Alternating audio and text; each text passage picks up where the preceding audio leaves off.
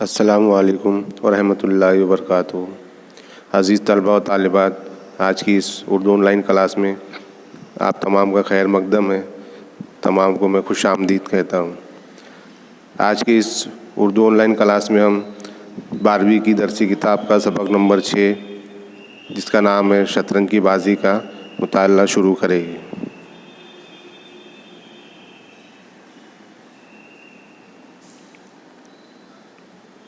यह सबक नंबर 2 गलती से लिखा गया है। सबक नंबर 6 है हमारा, जिसका नाम है शतरंज की बाजी।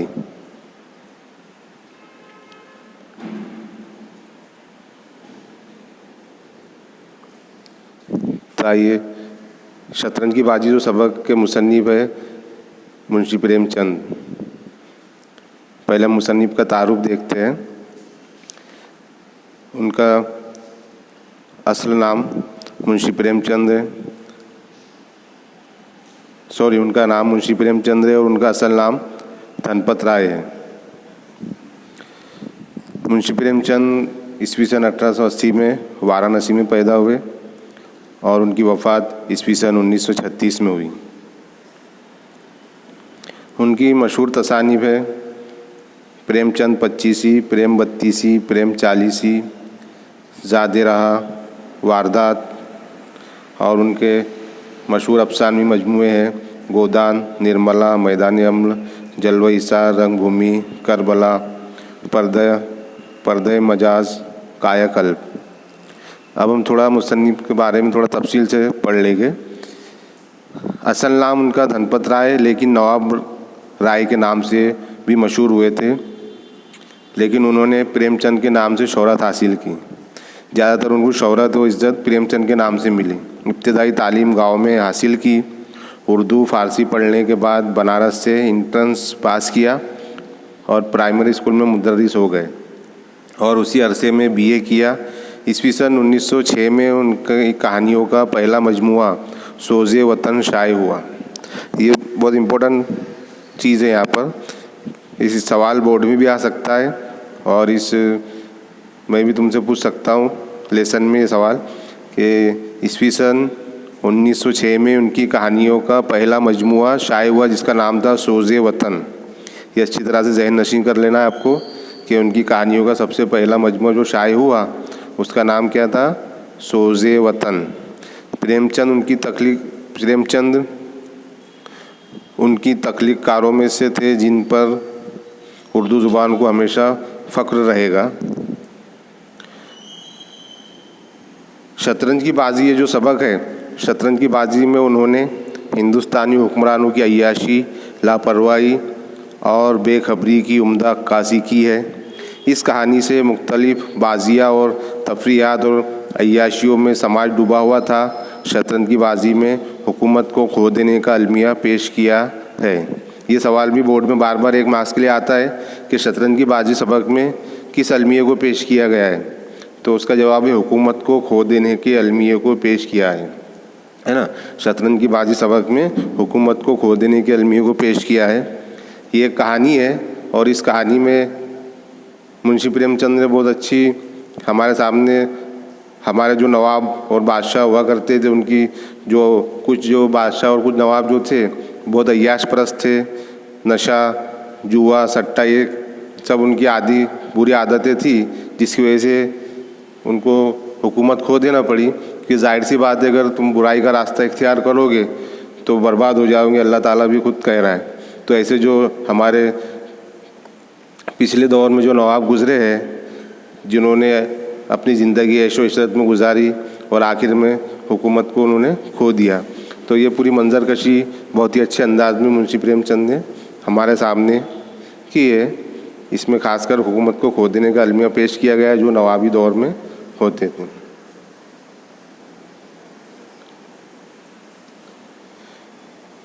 तो हम शुरू करते हैं ये शतरंज की बाजी सबक।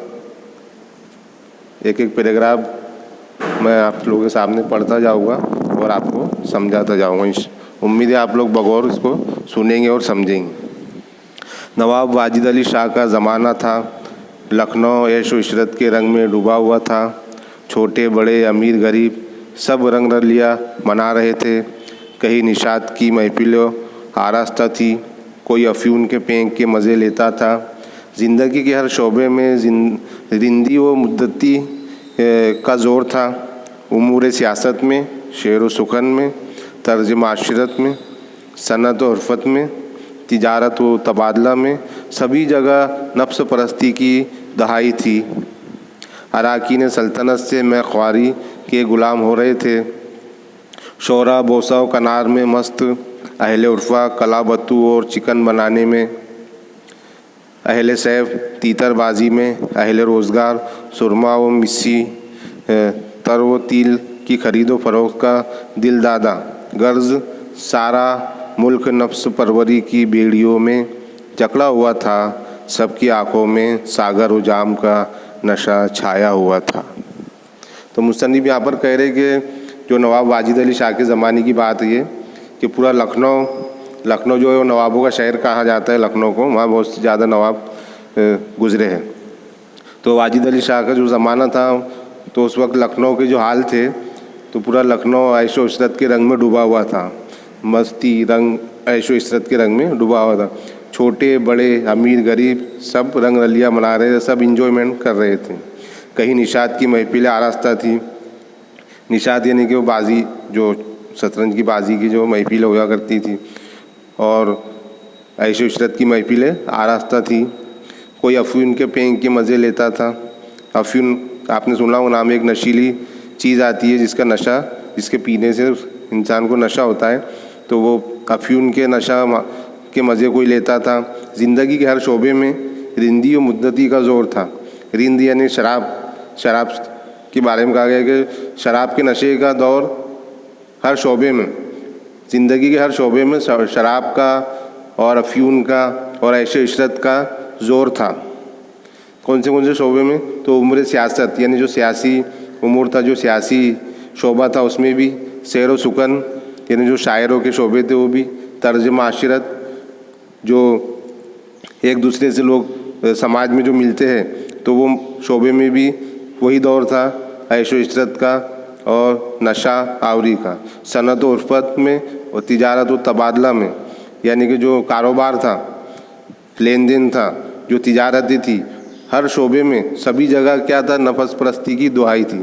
यानी हर कोई अपने नफ्स के मुताबिक अपने नफ्स का ग़ुलाम हो गया था और जिसको जो समझ में आता था उसको उस चीज़ का नशा करता था, उस चीज़ को वो अपने नफ्स का ग़ुलाम हो गया था। और अराकीन सल्तनत में ख्वारी के ग़ुलाम हो रहे थे। जो सल्तनत के मेंबर थे वो सब भी मैं ख्वारी यानी नशा, शराब का नशा, अफ्यून का नशा, चरस का नशा, ये सब नशे के वो लोग ग़ुलाम हो गए थे। शोरा भी बोसा कनार में मस्त थे, यानी शोरा भी जो थे अपनी अपनी तारीफ़ें सुनने में और एक दूसरे से गले मिलने में मस्त थे। अहले अरफा कलाबत्तू और चिकन बनाने, अहले अरफा यानी जो पेशावर मेहनत करने वाले लोग होते हैं तो वो कलाबत्तू कहते एक किस्म का जो सोने चांदी के जो तार होते हैं जो जरदोजी के काम में आते हैं, है ना। कपड़े पर आपने देखा होगा कि जो औरतों के कपड़े होते हैं उसमें जरदोजी का काम होता है, हैंडवर्क, तो उसमें सोने चांदी के जो तार होते हैं उसको कलाबत्तू कहते हैं। और चिकन भी एक किस्म का एक कपड़े की डिज़ाइन होती है, जिस कपड़े पर, औरतों के कपड़े पर एक बेल बूटे बने होते हैं जिसको चिकन बोलते हैं। अभी भी बहुत जगह देखने को मिलता है। तो ये लोग सब उसमें मस्त थे। अहले सैफ तीतरबाजी में, अहले सैफ के माए सैफ कहते हैं तलवार को, तो अहले सैफ जो तलवारबाजी जो करते थे वो भी अपनी तलवारबाजी छोड़ के तीतरबाजी में मस्त हो गए थे। यानी तीतरों को पालना और उनको लड़ाना। पहले बादशाह और नवाबों के दौर में पहले तीतरों की लड़ाई होती थी और उस पर शर्तें लगती थी। जिसका तीतर जीतता था उसको ज़्यादा रकम मिलती थी, वो बाजी जीत जाता था। तो उन्होंने अपने जो असल जो उनका मकसद था तलवारबाजी का वो छोड़कर वो भी तीतरबाजी में आ गए थे। अहले रोज़गार सुरमा व मिस्सी में, जो अहले रोज़गार थे वो सुरमा और मिस्सी कहते हो जो दाँत मंजन की तरह आती है, तो वो लोग भी सुरमा लगा के और मिस्सी घिसते थे और कोई काम धंधा नहीं करते थे। तरो तिल की खरीदो फरोख्त का दिल दादा। गर्ज ये कि सारा मुल्क जो था वो नफ्स परवरी अपने नफ्स का ग़ुलाम बन गया था और ग़ुलाम की जंजीरों में जकड़ गया था और सबकी आंखों में सागर और जाम का नशा छाया हुआ था, यानी कि शराब का नशा हर किसी की आंखों में छाया हुआ था। इसके बाद का पैराग्राफ है कि दुनिया में क्या हो रहा है, इल्म हिकमत के किन किन इजारों में मसरूफ़ है, बहरोबर पर मगरबी अक़वाम किस तरह हावी होती जाती है, इसकी किसी को खबर ना थी। बटीर लड़ रहे हैं, तीतरों में पालियाँ हो रही थी, कहीं चौसर हो रही है, पोबारा का शोर मचा हुआ है, कई शतरंज के मौर्य के छिड़े हुए हैं, फ़ौजें ज़ेरो ज़बर हो रही है। नवाब का हाल इससे भी बदतर था। हाँ, गतों और तालों की ईजाद होती थी, हज़े नफ्स के लिए नए लटके नए नए नुस्खे सोचे जाते थे। यहाँ तक कि फुकरा खैरात के पैसे पाते तो रोटियाँ खरीदने की बजाय मदक और चंडू के मज़े लेते थे। रईसज़ादे हाजिर जवाबी और बज़ला संजी की तालीम हासिल करने के लिए अरबाब नशात से कलमबंद करते थे। तो इस पैराग्राफ में बताया कि दुनिया में क्या हो रहा है, इल्म हिकमत किन किन इजारों में मसरूफ़ है, किसको कोई पता नहीं था। बहरोबर पर मगरबी अक़वाम किस तरह हावी होती जाती थी। बहरोबर यानी एक फ़ौजी दस्ता जो फ़ौजे का एक हिस्सा होता है, उस पर मगरबी अक़वाम यानी अंग्रेज़ हावी होते जा रहे थे, उसको भी नवाबों को कोई खबर नहीं थी। इसके और बटीर लड़ रहे हैं, तीतरों में पालियाँ हो रही है। बटीर एक तीतर और बटीर आपने देखे होंगे, बटीर एक परिंदे का नाम है, उसकी भी लड़ाई पहले नवाबों के दौर में हुआ करती थी, है ना। बटीर लड़ रहे हैं, तीतरों में पालियाँ हो रही है। पालियाँ यानी लड़ाई की जगह, तीतरों को भी एक लड़ाई की जगह ले जाया जाता था और उनमें लड़ाई होती थी। जिसका भी तीतर जीतता था उसको वो बड़ी बड़ी शर्तें लगाते थे। और कई चौसर हो रही है, चौसर कहते हैं लूडो। अभी आज के दौर में जो लूडो हम देख रहे हैं ना, उसको चौसर कह रहे हैं। तो पहले नवाबे के दौर में भी वो हाथ से लूडो का जो अभी बना हुआ है उसे 24 खाने बनाकर और उसमें कौड़ियाँ वगैरह से वो लोग खेला करते थे, उस पर शर्त लगती थी। तो चौसर कहते हैं लूडो को। वो पोबारा का शोर मचा हुआ है, पोबारा भी एक खेल का नाम है और वो खेल भी ऐसी शर्तों से खेला जाता है। कहीं शतरंज के मौर्य के छिड़े हुए, कहीं पर शतरंजी हो रही है, शतरंज का खेल हो रहा है। फौजें ज़ेरो ज़बर हो रही है। ज़ेरो ज़बर होना एक मुहावरा है, तहस नहस होना। नवाब का हाल उससे भी बदतर था और जो नवाब थे उनका हाल तो इससे भी बदतर था। वो तो नशों में 24 घंटे नशों में और शतरंज की बाजियों में लगे हुए थे। हाँ, गतों और तालों की ईजाद होती थी। गतों एक नाच का नाम है और ताल जो सुर और ताल उसकी नई नई ईजादें हो रही थी। हज़े नफ्स के लिए नए लटके नए नुस्खे सोचे जाते थे। हज़े नफ्स यानी नफ्स को हासिल करने वाली लज्जत, नफ्स को लज्जत हासिल करने के लिए नए नए नुस्खे सोचे जाते थे। यहाँ तक कि फुकरा खैरात के पैसे पाते तो रोटियाँ नहीं खरीदते थे। जो फ़कीर जो थे उनको कोई खैरात देता था तो वो रोटियाँ नहीं खरीदते थे, बल्कि मदक और चंडो, जिसके मायने होता है कि एक नशीली चीज़ें आती है जिस तंबाकू की जैसे मदक और चंडो, जिसको चिलम में भरकर पीते हो, और चंडू जो होती है वो हुक्के के अंदर उसको भरकर पिए जाता है। तो ये दोनों नशीली चीज़ें, फ़कीर भी रोटियां नहीं खाते थे लेकिन ये नशीली चीज़ें खरीदते थे। और जो रईसज़ादे थे वो एकदम हाजिर जवाबी और बज़ला संजी की तालीम हासिल करने के लिए अरबाब नशात से कलमबंद करते थे। अरबाब नशात ये गाने बजाने और नाचने वाले जो लोग होते हैं उनकी महफिलें वो लोग सजाते थे और उनसे खुश होते थे ऐसी महफिलें देखकर जो नवाबजादे थे। उसके बाद तीसरा पैराग्राफ,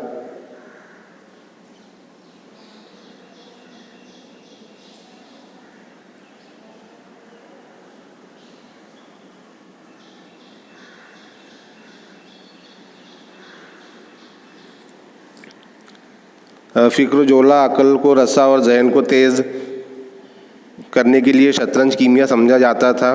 अब भी इस कौम के लोग कहीं कहीं मौजूद हैं जो इस दलील को बड़े शद्दोमत से पेश करते हैं। इसलिए अगर मिर्ज़ा सज्जाद अली और मीर रोशन अली अपनी ज़िंदगी का बेशतर हिस्सा अकलों को तेज़ करने में सर्फ किया करते थे तो किसी ज़ी फ़हम को एतराज़ करने का मौका न था।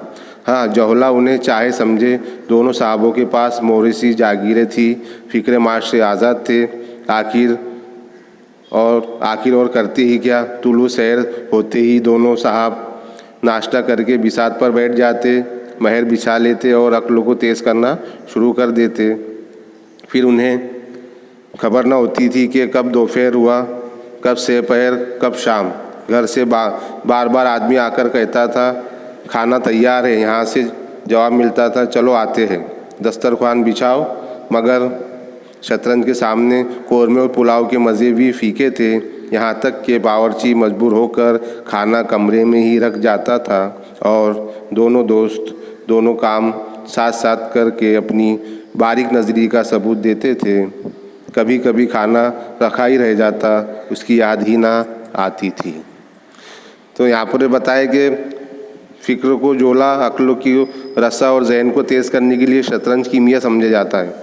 यानी जो इंसान की फ़िक्र उसको जवान करने के लिए और अक्लों को तेज़ करने के लिए, जहन को तेज़ करने के लिए वो कहते थे कि भाई शतरंज है जो वो एक कीमती नुस्खा है, एक नुस्खा समझा जाता है कि भाई जो लोग शतरंज खेलते हैं वो बहुत ज़हीन होते हैं। तो बादशाह और नवाब भी ऐसे ही समझते थे कि भाई इसको अक्लों, इससे खेलने से अक्लों जवान होती है और जहन तेज़ होता है। और अब भी इस कौम के लोग कई की मौजूद है जो ये दलील देते हैं बड़ी सख्ती से, शद्दुमत यानी बड़ी तेज़ी से और सख्ती से दलील देते हैं कि भाई शतरंज खेलने से जहन तेज़ होता है। अभी भी ऐसे कई लोग हैं।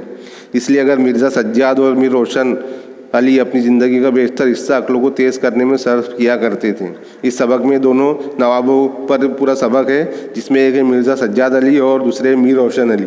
तो ये दोनों भी अपने अक्लों को तेज़ करने में पूरा दिन, पूरा वक्त बर्बाद किया करते थे और किसी को उन पर एतराज़ करने का मौका भी नहीं मिलता था।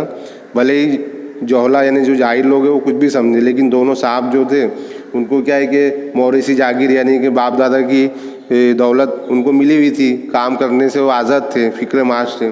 काम धंधा करने के उनको फ़िक्र नहीं थी क्योंकि बाप दादा की दौलत बहुत मिली हुई थी। और आखिर फिर करते भी क्या, तुलो शहर होते ही दोनों साहब नाश्ता करके शतरंज की बिसात बैठा देते थे और उस पर मोहरे बिछा लेते थे और अक्लों को तेज़ करना शुरू कर देते थे। फिर उन्हें कुछ खबर ही नहीं होती थी कि कब दोपहर हुआ, कब सहपहर हुआ और कब शाम। सहपहर कहते हैं दोपहर और शाम के जो बीच का वक्त है, दोपहर के बाद का और शाम के पहले का, उसको सहपहर कहते हैं। सह के मायने तो तीन, तो तीसरा हिस्सा जो दिन का होता है। तो कब शाम हो जाती है उनको पता ही नहीं चलता था। घर से नौकर बार बार आके कहता था कि खाना तैयार है, तो वो लोग जवाब देते थे चलो हम आते हैं। आखिरकार वो कहते थे कि दस्तरखान बिछाओ।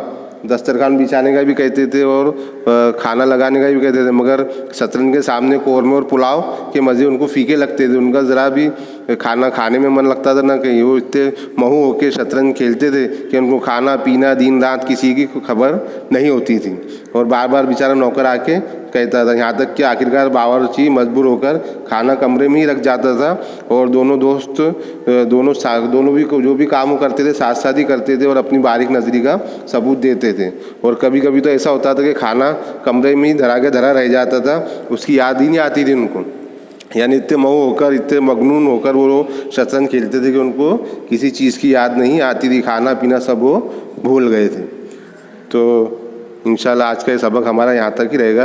अब अगले इंशाल्लाह आइंदा कल की वीडियो में हम आगे का सबक का मुताला करेंगे। अल्लाह हाफिज़।